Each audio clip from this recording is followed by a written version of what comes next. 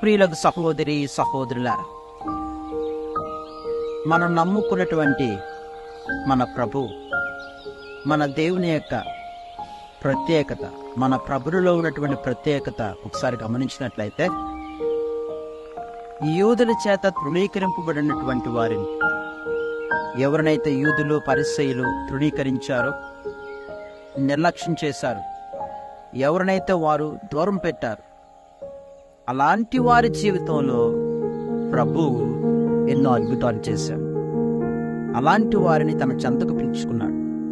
అలాంటి వారికి ఆయన జీవితంలో ఒక స్థానం ఇచ్చాడు.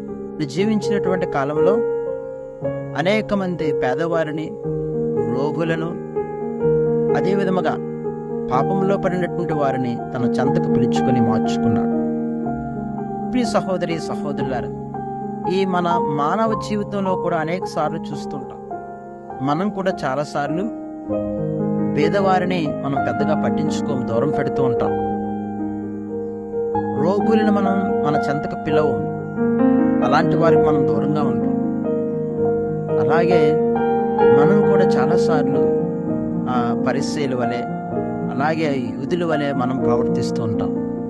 కానీ ప్రియులారా, మనం దేవుని బిడ్డలంగా, దేవుని పిల్లలంగా మనం కూడా అందరినీ ఆదరించగలగాలి, రోగులను సందర్శించగలగాలి, పేదవారిని కూడా మన స్నేహితులుగా పిలుచుకోగలగాలి.